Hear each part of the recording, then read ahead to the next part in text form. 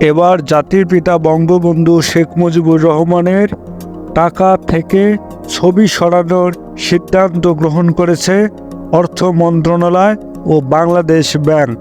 এমন খবর ছড়িয়ে পড়েছে গোটা দেশে। বাংলাদেশ ব্যাংকের মুদ্রা ও নকশা উপদেষ্টা কমিটির সুপারিশ গ্রহণ করে তা দ্রুত সময়ের মধ্যে অর্থ বিভাগকে জানাতে বলা হয়েছে, এমনটি খবর নিশ্চিত করেছে দেশের গণমাধ্যমগুলো।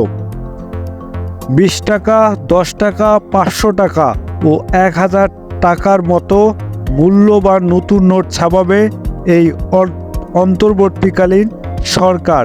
এসব নোট থেকে জাতির পিতা বঙ্গবন্ধু শেখ মুজিবুর রহমান, বাংলাদেশের মুক্তিযুদ্ধের সর্বাধিনায়ক, তার ছবি এই টাকার থেকে সরানোর ব্যাপারে সিদ্ধান্ত নিয়েছে বর্তমান সরকার। জাতির পিতা বঙ্গবন্ধু শেখ মুজিবুর রহমানের প্রতিকৃতি কিংবা টাকার থেকে ছবি সরানোর জন্য যে সিদ্ধান্ত গ্রহণ করেছে তা ইতিমধ্যে বিভিন্ন দেশের প্রতি নজর রেখেছে। এ দেশের মুক্তিকামী, মুক্তিযুদ্ধের চেতনায় উদ্বুদ্ধ জনগণ। আফগানিস্তান, ভুটান, ভারত, নেপাল, পাকিস্তান, শ্রীলঙ্কা এবং মালদ্বীপ নিয়ে গঠিত দক্ষিণ এশিয়ার দেশগুলোর মধ্যে সকল দেশের টাকায় রয়েছে রাষ্ট্রপ্রধান কিংবা তাদের রাষ্ট্রে গুরুত্বপূর্ণ অবদান রেখেছে এমন ব্যক্তিত্ব, তাদের টাকায় ছবি রয়েছে।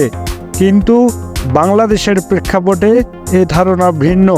এছাড়াও সিঙ্গাপুর, মালয়েশিয়া, রাশিয়া, যুক্তরাজ্য সহ অনেক পরাক্রমশালী এবং অর্থনৈতিক সমৃদ্ধ দেশে টাকার মধ্যে রয়েছে তাদের রাষ্ট্র অন্যতম ব্যক্তিত্বদের ছবি, যা আমাদের বাংলাদেশের রাষ্ট্রনায়ক জাতির পিতা বঙ্গবন্ধু শেখ মুজিবুর রহমানের ছবি টাকার থেকে সরিয়ে নেওয়ার সিদ্ধান্ত গ্রহণ করেছে এই সরকার, যা নিয়ে আলোচনা সমালোচনা, নানান প্রতিক্রিয়া তৈরি হচ্ছে।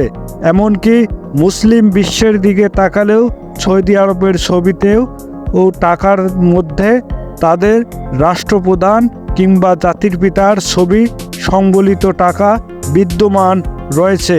এসব কিছুর মধ্যেও বাংলাদেশের টাকা থেকে জাতির পিতার ছবি সরিয়ে নেওয়ার সিদ্ধান্তটাকে জনগণের মধ্যে নানারূপ প্রতিক্রিয়া তৈরি হয়েছে।